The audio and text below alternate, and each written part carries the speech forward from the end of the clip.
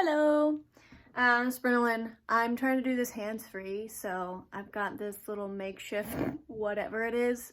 It'll stop moving eventually, but just fair warning, it might keep moving.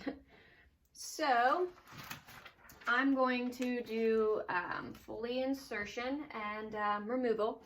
So first I would introduce myself and let Miss Jones know what I'll be doing. So I'm Brenda Lynn. I'll be your student nurse today. Excuse me. I will then have two patient identifiers. I'll ask her name and her birthday. I will see if she has any allergies to latex or iodine, anything like that. Once it's been established that she does not, I will provide privacy and do hand hygiene. I will then inform Ms. Jones of the procedure. I will tell her what a Foley catheter is and where it goes. I will explain why we need to. So I guess in this case she's about to go to surgery, so she needs one placed. I will also answer any questions she has and obtain consent. When she says that it's okay for me to move on with the procedure, I will then raise the bed. I will assess to see if she has any bladder distension. I will then let her know that I will need to expose her and her private area. And once she says I have consent for that again, I will then assess the perineal area to see if she has any redness, breakdown, rash, or open sores. If it needs it, I will clean the area, and then I will explain to her why I had to. I will have the patient laying in a supine position with her knees flexed. I will also have the head of the bed lowered to an appropriate position for her. I will have her move her ankles up and her knees outward as if she was in frog position.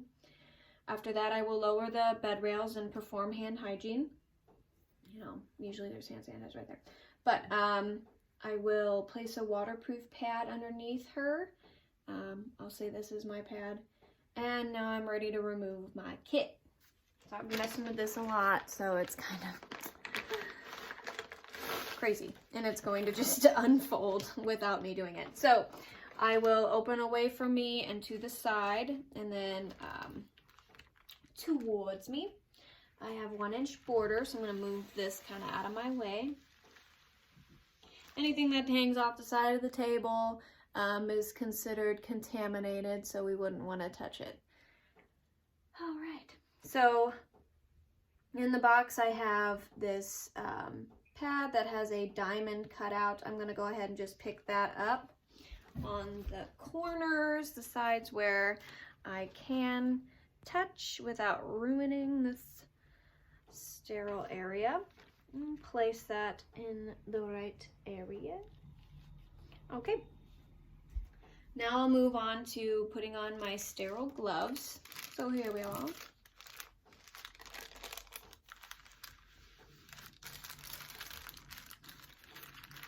I just don't have a lot of room, so I'm kind of going to be on top of everything. Of course, I know that since this is not sterile, this would ruin my sterile field, but there's no room. All right. Open them up. With my non-dominant hand, well, I'll put my non-dominant hand on first.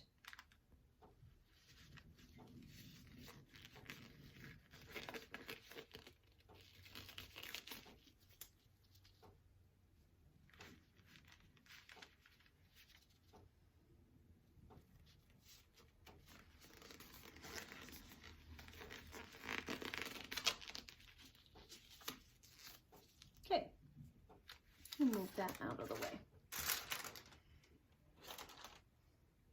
And now I have this second pad that I'm going to put down. So there's a shiny side and a non-shiny side, and I'll lay the shiny side down towards the bed.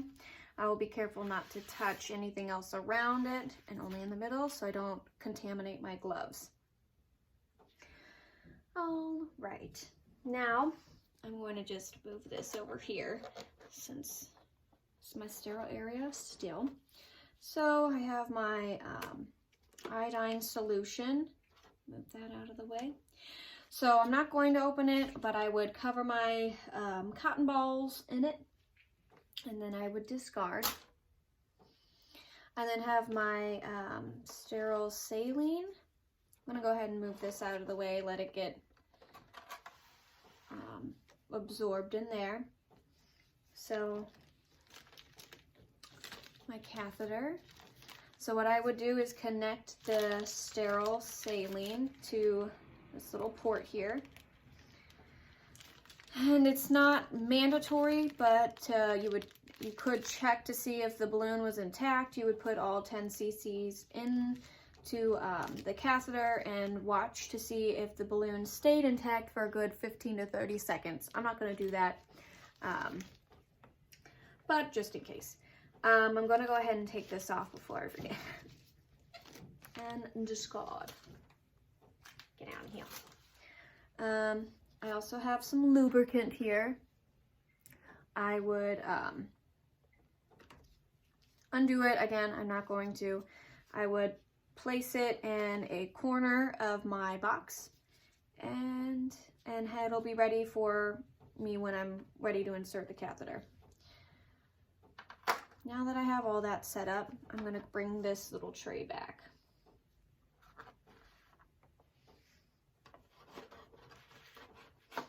Okay. So now with my non-dominant hand, I will tell Miss Jones what I'm about to do. I'm going to take back the labial folds. I'm going to let her know that this iodine solution might be cold, and I will go ahead and start from the top to the anus, and then I would discard. And then I would do one side, get rid of it, and then do the other side and get rid of it. So I'm pretty sure there's supposed to be 6 in here, but I only have 5. So again, you would use these until they were all gone, and you would do top to bottom, and then the sides again, and there, so on and so forth. And now that is finished, I'm going to go ahead and move this out of the way.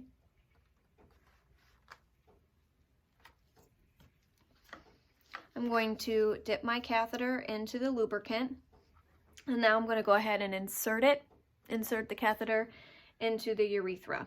So before I do that, I'm going to let Miss Jones know what is about to happen, and I will ask her to bear down, and then I will go ahead and advance this into the urethra until I see a little bit of urine. So here we are.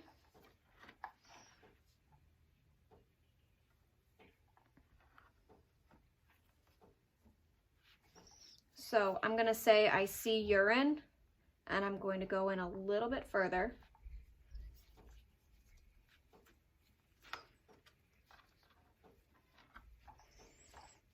Once I do that, then I will go ahead and insert the 10 cc's of fluid.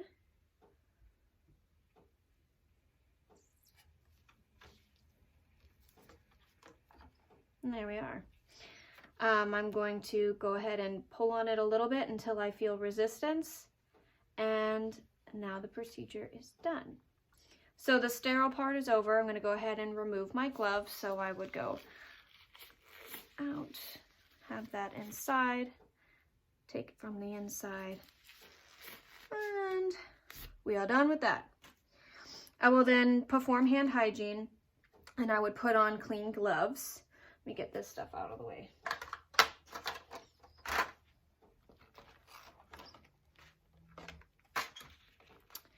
I'm going to go ahead and put, I'm going to attach the catheter bag to Miss Jones' thigh, and I will have this bag hanging off to the side, lower than the patient's bladder. All right, let me get some of this out of the way. Sorry, I just bumped you with my hair. Excuse me.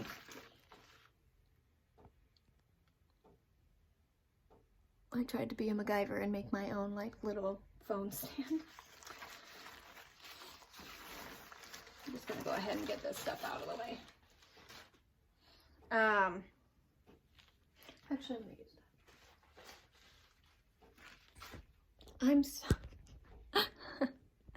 Oh, what a mess. All right. Now I'm gonna go ahead and take this out. So I would perform hand hygiene, and I would don on clean gloves because this isn't a sterile procedure. So what I'm going to do is connect the syringe to the port again. I'm going to go hold back her labial folds, and I'm going to let her know that I'm going to take this solution out. Here we are.